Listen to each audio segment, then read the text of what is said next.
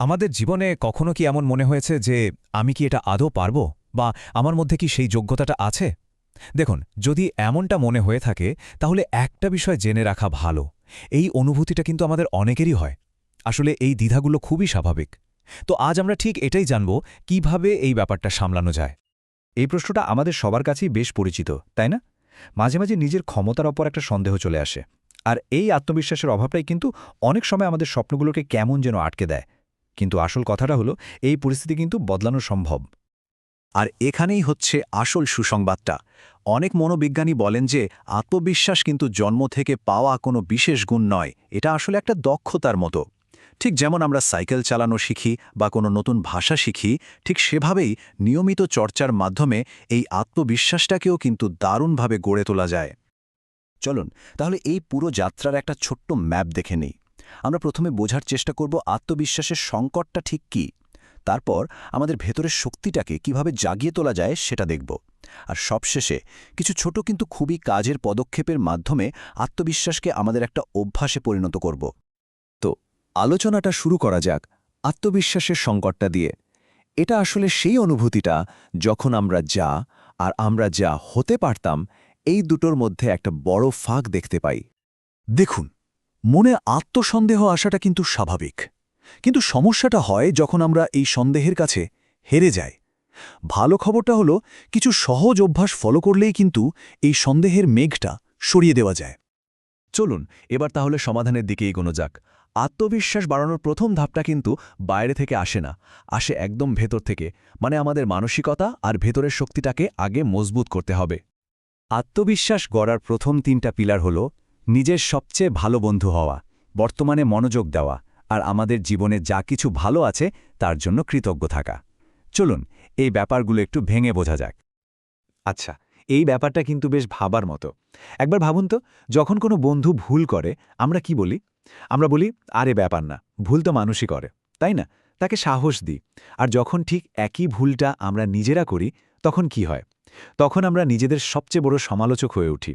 তাই পরের বার যখন কোনো ভুল হয়ে যাবে, নিজেকে শুধু একটা প্রশ্ন করলেই হবে, আচ্ছা, আমার কোনো বন্ধু যদি এই ভুলটা করত, আমি কি তাকেও ঠিক এই কথাগুলোই বলতাম? আমাদের মনটা প্রায়ই হয় অতীতের কোনো ভুলের জন্য আফসোস করে, নয়তো ভবিষ্যতের অজানা ভয়ে অস্থির থাকে। দুটোই কিন্তু আমাদের আত্মবিশ্বাস কমিয়ে দেয়। আচ্ছা, এই মুহূর্তে একটা ছোট্ট চেষ্টা করা যাক। একটা গভীর শ্বাস নিন আর চারপাশের যে কোনো একটা শব্দে মনোযোগ দিন। এই ছোট্ট অভ্যাসটাই দেখবেন বর্তমানে মনটাকে ফিরিয়ে আনতে কতটা সাহায্য করে। এটা শুনতে খুব সহজ মনে হলেও এটা কিন্তু একটা দারুণ শক্তিশালী অভ্যাস। প্রতিদিন শুধু এমন 3টে জিনিসের কথা ভাবা যার জন্য আমরা কৃতজ্ঞ। এটা আমাদের ফোকাসটা কি নেই থেকে সরিয়ে কি আছের দিকে নিয়ে আসে। আর এতে কিন্তু আত্মবিশ্বাসও অনেকটা বেড়ে যায়। ভেতরের মানসিকতাটা তো ঠিক হলো, এবার তাহলে বাইরের কিছু কার্যকরী পদক্ষেপ নেওয়ার পালা। কারণ আমাদের প্রতিদিনের এই ছোট ছোট অভ্যাসগুলোই কিন্তু ধীরে ধীরে জীবনে একটা বড় পরিবর্তন নিয়ে আসে। এবার আমরা এমন 4টে অভ্যাসের কথা বলবো যা আমাদের ভেতরের শক্তিটাকে বাইরের পৃথিবীতে প্রকাশ করতে সাহায্য করবে। চলুন দেখি কিভাবে ছোট ছোট পদক্ষেপে বড় পরিবর্তন আনা যায়। আমরা প্রায়ই একটা বড় লক্ষ্যের পেছনে ছুটতে গিয়ে আমাদের ছোট ছোট জয়গুলোকে তেমন গুরুত্ব দিই না। কিন্তু ধরুন, একটা কঠিন কাজ শেষ করা বা নতুন কিছু শেখা, এগুলো তো সবই এক একটা জয়। আর এই ছোট অর্জনগুলোকে যখন আমরা বাহাবা দিই, তখন নিজের ওপর বিশ্বাসটাও কিন্তু অনেক মজবুত হয়।